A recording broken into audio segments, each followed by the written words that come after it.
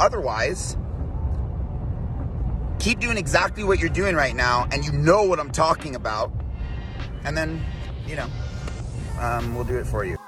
Ezra Miller, the American actor known for Perks of Being a Wallflower and the Harry Potter spin-off series Fantastic Beasts and Where to Find Them, has been in some hot water lately for seemingly confronting patrons at a karaoke bar. The confrontation quickly turned physical, and now they've been arrested and charged. This isn't the first time Ezra has gotten physical with someone, as in 2020, a since-deleted tweet of a video showcasing an altercation between them and an unknown woman. Ezra's aggression streak may now finally have some real-world consequences, as they are the subject of a restraining order, and potentially they may lose some jobs in upcoming projects. Today we're covering Ezra Miller. Tomorrow though, you decide. Let us know in the comments down below who you think we should cover on the next episode of Where Are They Now. While you're there, if you could like this video, it would be a tremendous help. Let's get into it. Ezra was born in New Jersey and has two older sisters. They came from wealth, with their mother being a successful dancer, not that kind of dancer, and their father being a managing director of Hyperion Books, which is the publishing company for Walt Disney. Miller's father was also a publisher at Workman Publishing, which, at the time, was one of the largest book publishers in the world. When Ezra was 6 years old, they began training as an opera singer to overcome a speech impediment that they were struggling with. Due to this opera training, they became actually pretty popular in the scene, singing for the Metropolitan Opera and performing in the American premiere of Philip Glass's opera White Raven. By the time they were a teenager, their success meant that they decided to drop out of high school at only 16 years old to pursue a professional career. Their first film was called After School, and I think due to their familial connections, Ezra was pretty much immediately in some heavy hitter movies, going on to the BBC's We Need to Talk About Kevin and Perks of Being a Wallflower. In 2016, they entered into the Harry Potter franchise with their very successful spin-off series Fantastic Beasts. They star as Credence Barebone in the first two movies, and are set to reprise the role in the newest Fantastic Beasts: The Secrets of Dumbledore, which is set to be released this month. On top of Harry Potter, Miller also plays Barry Allen in various DC Comics adaptations. First they had cameos in Batman vs Superman, and continued on as one of the leads in Justice League. There's also going to be a standalone movie called The Flash that they will obviously star in, that's going to come out in 2023. As for their personal life, they came out as queer in 2012, but said that they don't use that label for themselves. Quote, "Queer just means no, I don't do that. I don't identify as a man, I don't identify as a woman, I barely identify as a human." In a 2020 GQ magazine interview, they stated they used they/them pronouns because it was a, quote, "pointed refusal to be gendered." They also stated that they're not particularly attracted to one gender over the other, and that they love everyone with zero barriers in the way of gender identity. In 2010, notably, they dated Zoe Kravitz while they were filming a movie together, but it didn't last very long. Now, let's get into the list of scandals that Ezra seems to continually find himself in. In 2011, while filming The Perks of Being a Wallflower in Pittsburgh, Pennsylvania, Ezra and a friend were pulled over for a broken brake light. The police found that Miller was in possession of 20 grams of that good. Initially, they were going to be charged, but the charges themselves were later dropped by a judge.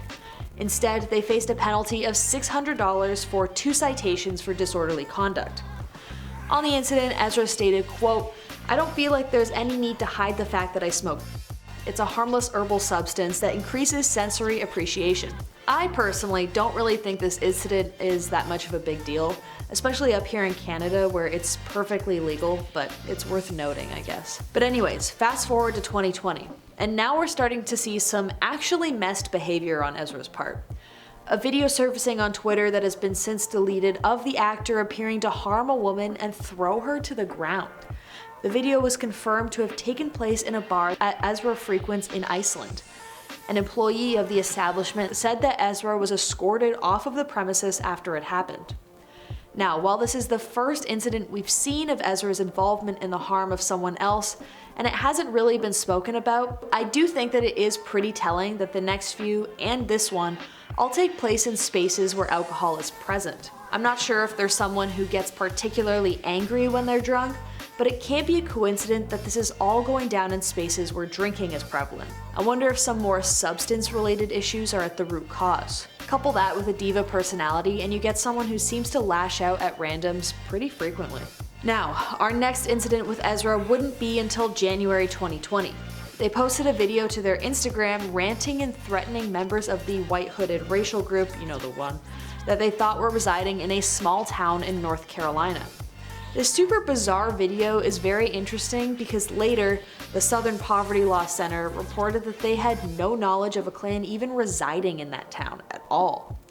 Basically, everyone was super confused as to why Ezra would go off like that over pretty much nothing. And now, in March 2020, Ezra was arrested in Hawaii following a physical confrontation with some patrons at a karaoke bar.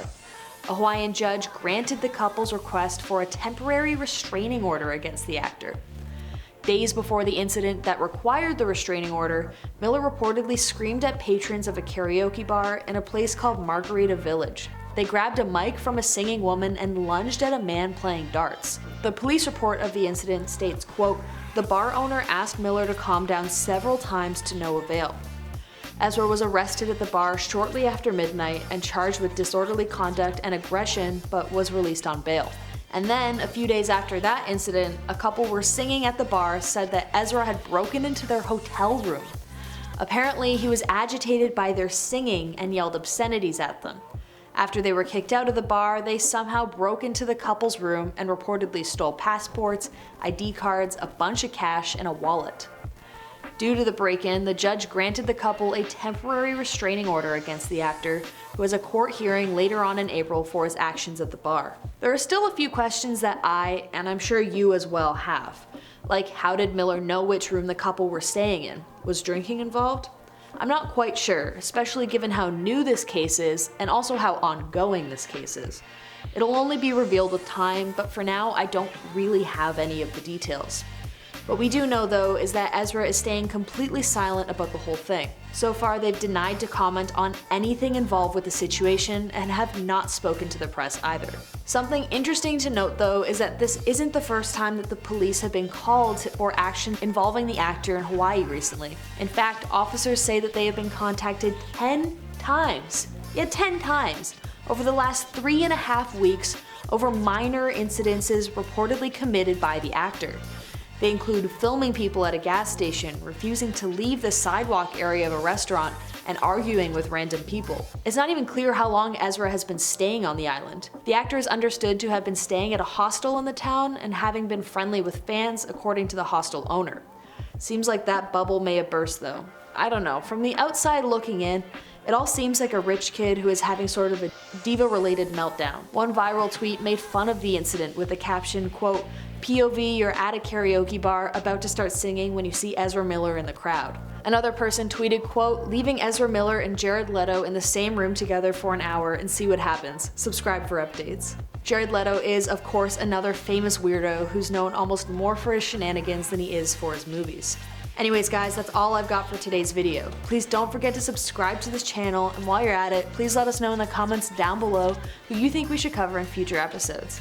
Thank you so much for watching this episode of Where Are They Now? I've been your host Sierra. See you next time.